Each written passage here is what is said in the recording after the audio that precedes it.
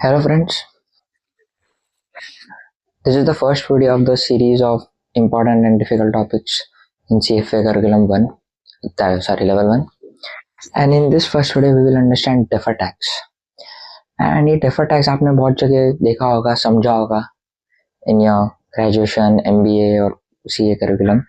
But still fundamentally कहीं ना कहीं deferred tax में doubt आता ही है and confusion होता ही है उसके accounting treatment में. Now before we go into the terminologies of deferred tax और कैसे उसका अकाउंटिंग ट्रीटमेंट होता है, how do interpret it, balance sheet में उसकी क्या इंपॉर्टेंस है, इसको कैसे समझे, will first understand what is deferred tax and why it exist in the first place. उसकी नीड क्यों है, डेफर्ड टैक्स की जरूरत क्या है, पहले हम वो समझने की कोशिश करेंगे. ठीक है. सो आपने देखा है मैंने ऑलरेडी बहुत कुछ करके रखा है in the interest of your time. So first let us understand what is deferred. एक डेफर्ड का मतलब क्या होता है, ये वर्ड का मतलब क्या होता है. ये वर्ड का सिंपल मतलब होता है इन फ्यूचर या फिर बाद में, इन फ्यूचर. ठीक है. डेफर्ड टैक्स मतलब क्या, फ्यूचर में टैक्स. फ्यूचर में टैक्स क्या, फ्यूचर में टैक्स क्या, basically it means that in future I might have to pay tax और I might get the benefit of tax.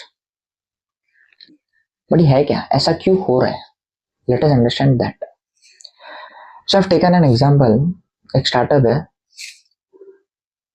Which is profitable और उसके 3 साल का मैंने फाइनेंशियल्स लिखा है छोटा सा. Earning before tax is, let us assume it is equal in all 3 years 100 rupees and rupees in crores. तो ये कांस्टेंट है हर साल. सो अर्निंग बिफोर टैक्स इस पे टैक्स आएगा and finally I will get net profit after tax for equity share holders. Now logically you tell me, if earnings are constant then obviously tax has to be constant, right? Because tax is charged on the earnings.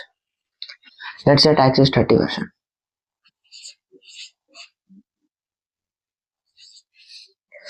So इस पे मैं 30 rupees लगाऊंगा, इस पे 30, इस पे 30 और मेरे को प्रॉफिट आएगा बराबर. बट ऐसा होता नहीं है. क्यों? Because this profit is as per my books. But मैं जब टैक्स कैलकुलेट करूंगा, I won't calculate tax as per my books, I will calculate tax as per income tax law. I will calculate tax as per Modi जी. तो अभी income tax के लिए, मतलब tax calculate करने के लिए मेरे को देखना पड़ेगा मेरा टैक्सेबल प्रॉफिट क्या है. टैक्सेबल प्रॉफिट मतलब वो प्रॉफिट जो इनकम टैक्स के हिसाब से है.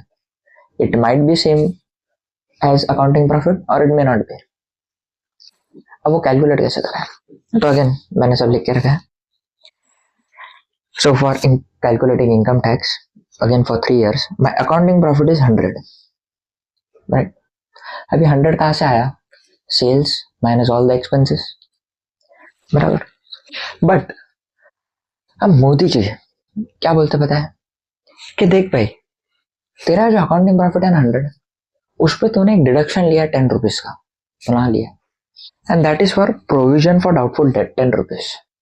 बोला लॉजिकल है, I follow conservative principle and accounting standard tell me कि तो फ्यूचर में तुझे लग रहा है कि अगर 10 रुपए का नुकसान होने वाला है, डेटा से पैसा कम आएगा, तो अभी रिकॉर्ड करेगा. नहीं, मोदी जी बोल रहे हो सब करो, मना नहीं है. बट ऐसा तो तू वो 10 रुपीज को 100 रुपीज कर देगा, तेरा टैक्स प्रॉफिट 0 हो जाएगा और टैक्स उस पर तो भरेगा ही नहीं, which is fair and is absolutely right. Income tax is right in that sense. So what does income tax is? It says, भाई what is this? This is provision. कि क्या तेरा सच में 10 रुपए का नुकसान हुआ है? नहीं, सच में तो नहीं हुआ है, वो तो जब होगा देखा जाएगा. तो जब होगा तब तो उसका डिडक्शन लेना.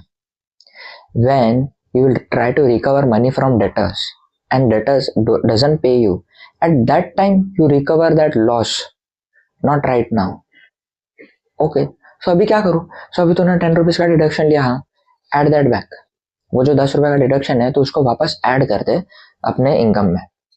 तो मैंने ऐड कर दिया तो 110 आया.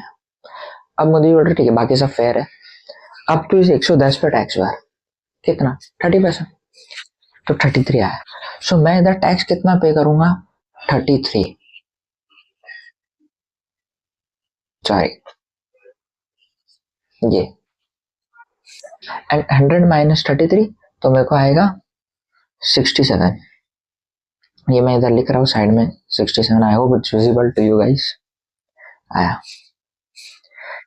एंड नेक्स्ट ईयर का profit 100।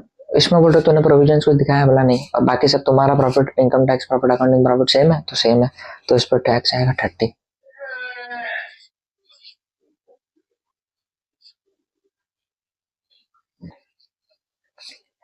Now the day comes, third year, and I went to my debtors to collect the money, और उसने थोड़ा कम दिया।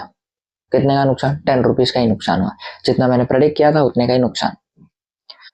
अब क्या मैं वो इधर दिखाऊंगा 10? नहीं।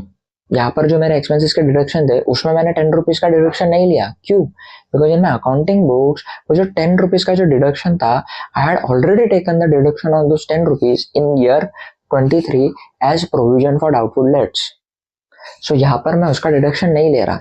सो एक कंफ्यूजन आएगा, सर प्रॉफिट तो दोनों का सेम है, तो इधर आपने 10 का डिडक्शन लिया होगा ना, और इधर भी लिया होगा, तो ये तो सेम है। अरे नहीं भाई, प्रॉफिट 100 सेम है, अंदर के जो सेल्स एंड एक्सपेंसेस है वो बहुत अलग अलग अलग है। वी आर अज्यूमिंग लास्ट में प्रॉफिट सेम आया, ठीक है, तो यहाँ पर मैंने वो डिडक्शन नहीं लिया। Now I will calculate the accounting profit, sorry taxable profit, देखने के लिए कि टैक्स कितना है। तो मैंने लिखा 100 का 30 होता है 30 रुपीज। बट मोदी जी बोलते रुको बेटा, उस दिन याद है 2 साल पहले तुम्हारा 10 रुपए का प्रोविजन था, मैंने डिडक्शन नहीं दिया था। बोला हाँ नहीं। मालूम पड़ा कि तुम्हारा 10 रुपए का लॉस हुआ है, डेटर ने नहीं दिया पैसा। बोला हाँ नहीं दिया। काम करो, 10 रुपए का लॉस का डिडक्शन ले। सो वो जो लॉस एक्चुअल में हुआ है मुझे, उसका डिडक्शन मैं अभी ले रहा हूँ। तो कितना हो गया मेरा प्रॉफिट? 90। उस पर टैक्स में कितना दूंगा? 27।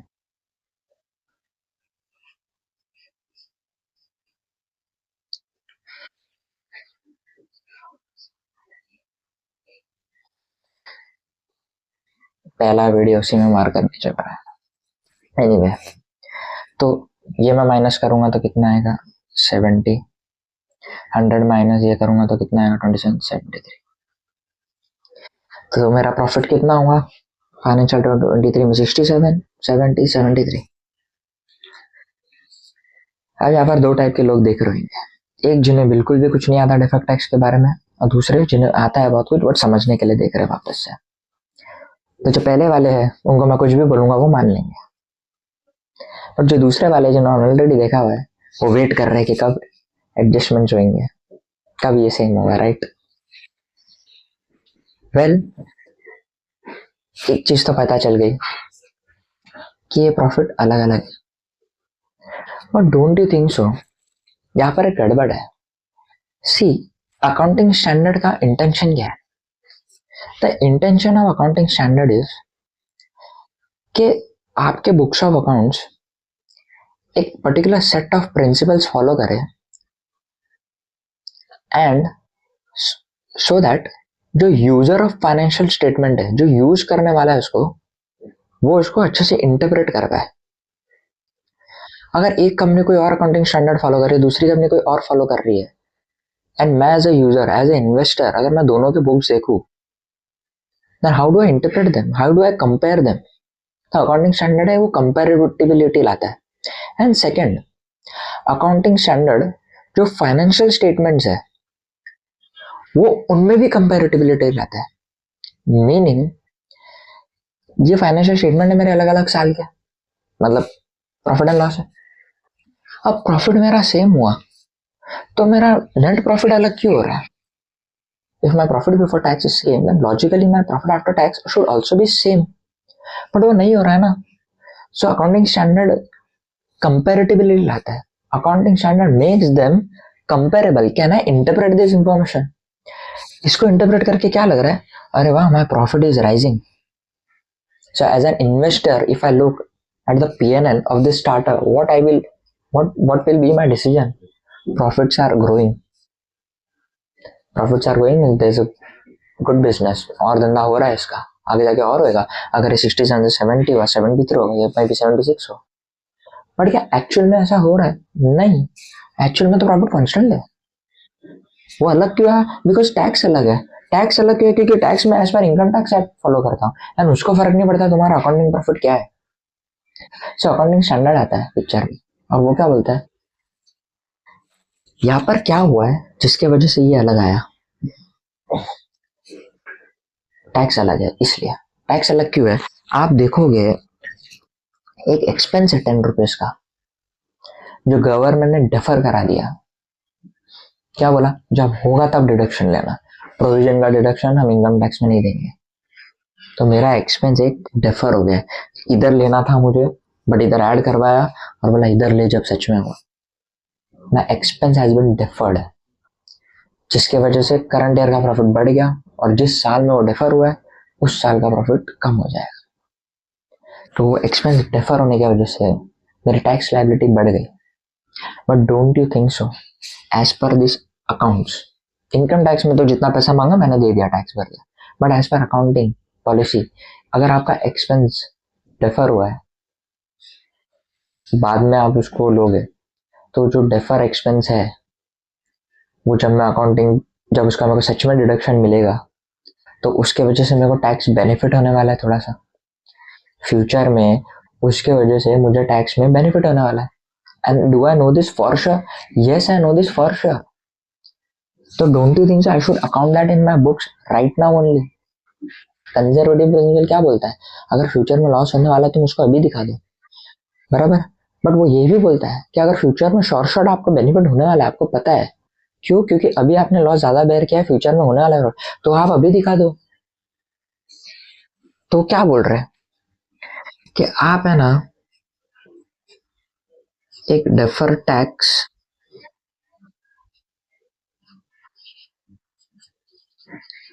का बेनिफिट ले रहा है। सर बेनिफिट क्यों, because we know for sure कि उसका फ्यूचर में आपको फायदा होने वाला है, एंड जब फ्यूचर में फायदा होगा तो अब उतना टैक्स आप कम पे करोगे, तो उसका आप अभी इम्पैक्ट दिखा दो। जो फ्यूचर में आप कम टैक्स पे करने वाले हो उसका इम्पैक्ट आप अभी दिखा दो। क्यों, because it belongs to this year, क्योंकि आप उसका डिडक्शन करंट ईयर में ले रहे हो, इनकम टैक्स नहीं दे रहे, बट आप उसका डिडक्शन तो करंट ईयर में ले रहे हो ना, तो उससे रिलेटेड जो टैक्स है वो भी करंट ईयर में दिखना चाहिए। इसके अंदर अभी भी 10 रुपीज का डिडक्शन है, तो वो जो 10 रुपीज का जो 3 रुपीज टैक्स है 30%, उसको आज ही दिखाना पड़ेगा ना।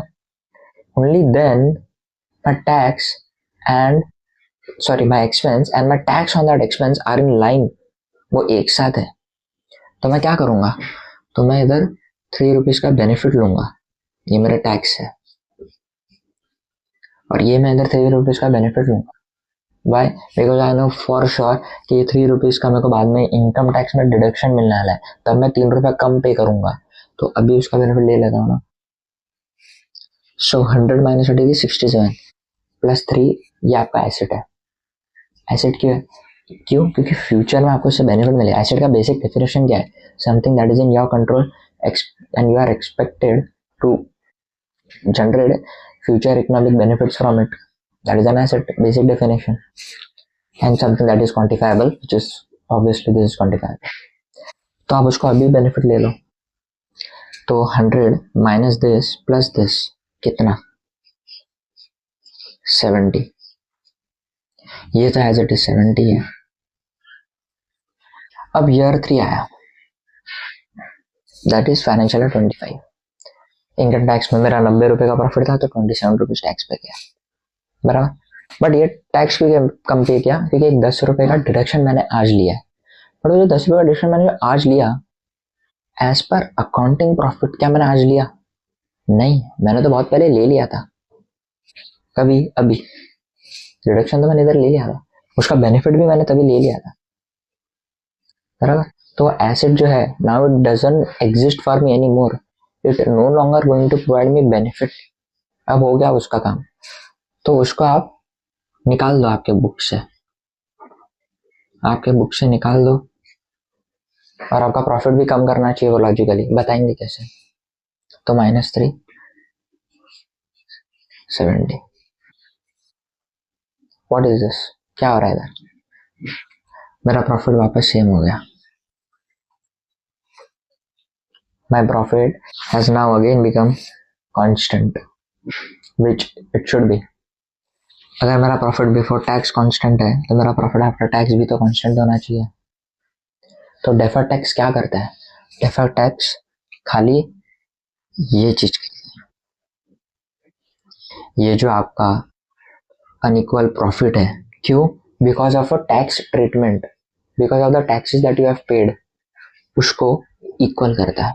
Why? Because logically it should be. ये है डेफर टैक्स का कॉन्सेप्ट. That's it. अब टैक्स एक्सपेंस क्या होता है, करंट टैक्स एक्सपेंस क्या होता है, टैक्स पेएबल क्या होता है, those are all just terminologies which we will understand in the next video, and also understand how do you interpret deferred tax. कि अगर आपके बैलेंस शीट में एसेट साइड दिख रहा है deferred tax asset, तो उसका मतलब क्या है? How do you interpret it? Not from the accounting angle, but from a finance angle, from an angle of an investor. कि अगर इन्वेस्टर है, यानी he is analyzing the balance sheet और देखता है deferred tax asset of 50 crore, उसकी हैसियत क्या है, उसकी कीमत क्या है? Of course we can say कि अगर 50 करोड़ का डेफर्ड टैक्स एसेट दिख रहा है, उसका सिंपल मतलब ये है कि फ्यूचर में जाके उसको 50 करोड़ का बेनिफिट होने वाला टैक्स में. Yeah, that's the basic, or you can say the fundamental interpretation of it, but we'll also understand the nuances of deferred taxes in the next video. Thank you.